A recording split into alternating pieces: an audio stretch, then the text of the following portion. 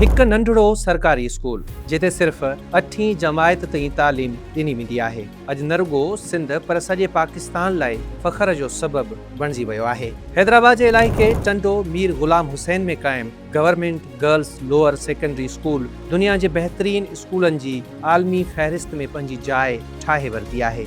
ही उहो एज़ाज़ आहे जेको हर साल आलमी तालीमी इदारे T4 एजुकेशन पारां वर्ल्ड्स बेस्ट स्कूल प्राइज़िस जी सूरत में ॾिनो वेंदो आहे। इहे एवार्ड दुनिया जे उन्हनि स्कूलनि खे मञता ॾियण लाइ क़ाइमु कया विया आहिनि जेके तालीम शागिर्दनि जी भलाई जिद्दत ऐं मक़ामी बिरादरी सां गॾिजी कमु करण में नुमायां कारकर्दगी ॾेखारनि था। हिन मुक़ाबले में हर साल दुनिया जे हज़ारे स्कूलनि मां रुॻो कुझु स्कूल्स ई फाइनलिस्ट तौरु चूंडिया वेंदा आहिनि जंहिं करे इन खे तालीम जे शोबे जो हिकु मोतबर आलमी एज़ाज़ सम्झो वेंदो आहे। साल 2026 में पाकिस्तान मां रुॻो 2 स्कूल हिन आलमी मुक़ाबले लाइ शॉर्ट लिस्ट थिया आहिनि। उन्हनि मां हिकु पंजाब जो ख़ानगी स्कूल आहे जॾहिं त ॿियो सिंध जो ही सरकारी स्कूल आहे जेको कम्यूनिटी कोलैबोरेशन यानी मक़ामी बिरादरी सां गॾियल सहकार वारी कैटेगरी में दुनिया जे टॉप 10 फाइनलिस्टनि में शामिल कयो वियो आहे। ही कामयाबी इन करे बि वधीक अहम आहे छाकाणि त ही को वॾो या महांगो ख़ानगी इदारो न पर हिकु सरकारी गर्ल्स स्कूल आहे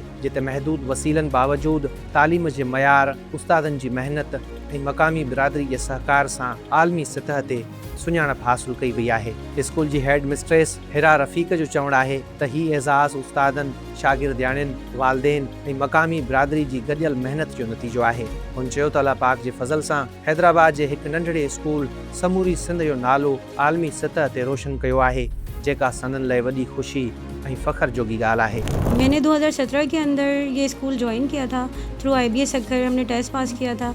उसके बाद से 2017 से जब मेरी अपॉइंटमेंट हुई तो मेरी जर्नी स्टार्ट वहीं से ही होती है। तो मैं सबसे पहले इस पूरे प्रोसेस से गुजरने से पहले मैं सबसे पहले अल्लाह पाक का शुक्रिया अदा करना चाहूँगी कि उससे मुझे फ़ख्र पाकिस्तान बनाया। मेरे स्कूल को मेरी टीचर्स मेरे पेरेंट्स मेरे हस्बैंड मतलब सबकी कलेक्टिवली एफ़र्ट्स एक कम्युनिटी की मिलजुल कर जो हमने ये एफ़र्ट्स दिए हैं और हम यहाँ तक पहुँचे हैं। पूरे सिंध का नाम हमने रोशन किया, स्पेशली हैदराबाद के एक छोटे से स्कूल जिसको हम लोअर सेकेंडरी स्कूल है जहाँ अपने इतने सारे स्कूलों को कॉम्पीट किया ग्लोबली। तो ये हम सबके लिए फ़ख्र बाइस है। तो थैंक यू कि अल्लाह पाक ने हमें ये इज़्ज़त दी। और इसके साथ साथ मैं अपने सारे ऑफिशियल्स का भी थैंक यू अदा करना चाहूँगी कि जिनकी बैकअप अगर सपोर्ट हमें ना हो तो शायद हम कुछ ना कर पाएँ। स्कूल जा उस्ताद ऐं मास्तरियाणियूं बि हिन कामयाबी ते बेहद ख़ुशि आहिनि। सनन चवणु आहे त ही रुॻो शुरूआत आहे ऐं हू मुस्तक़बिल में बि वधीक महिनत करे स्कूल ऐं मुल्क जो नालो रोशन कंदा। आई एम नूर फातिमा, मैं यहाँ पे JEST हूँ और मैंने इस प्रोजेक्ट पे एज अ हेड टीचर काम किया है। और खुशी तो बहुत ज़्यादा है मगर इसलिए ज़्यादा है क्योंकि ये एक विजन था।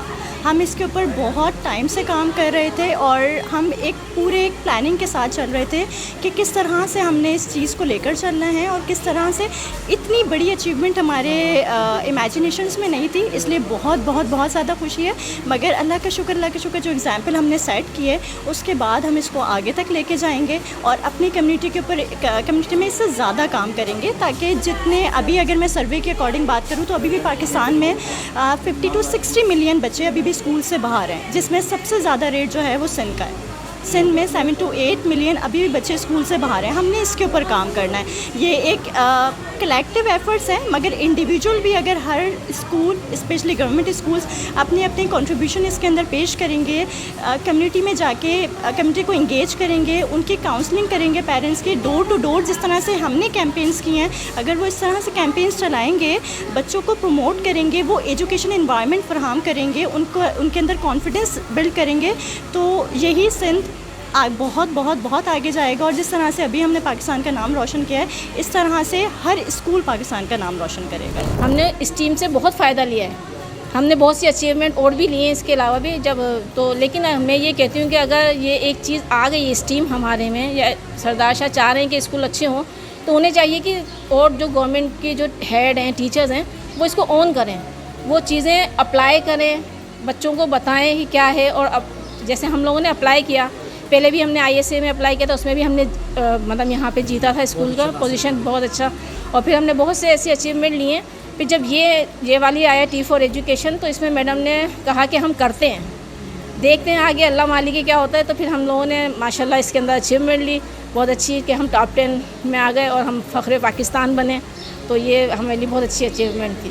ॿिए तरफ़ शागिर्दनि जो चवणु आहे त हिन वक़्तु स्कूल में रुॻो 8हीं जमायत ताईं तालीम ॾिनी पई वञे, जंहिं सबबु केतिरनि ई न्याणियुनि खे अॻिते पढ़ण लाइ ॿिए हंधि वञिणो पवे थो। हिननि हुकूमत खां मुतालबो कयो आहे त हिन स्कूल खे हायर सेकेंडरी स्कूल जो दर्जो ॾिनो वञे, जीअं इलाइक़े जूं वधीक छोकिरियूं बिना कंहिं रुकावट जे पंहिंजी तालीम जारी रखी सघनि। असांखे इहा ख़ुशख़बरी ॿुधी ॾाढो ख़ुशी थी ऐं मतिलबु असां चाहियूं था त असांजो स्कूल अञा अॻिते वधे ऐं असांजे स्कूल में 8 क्लासिस आहिनि, पर असां इहो नथा चाहियूं त 8 क्लासिस जी हुजनि ऐं छोकिरियुनि खे मतिलबु माउ पीउ पेरेंट्स वञणु कोन था ॾियनि ॿिए स्कूलनि में, त उहे 8 क्लास पढ़ी करे शादी थी करे वठनि।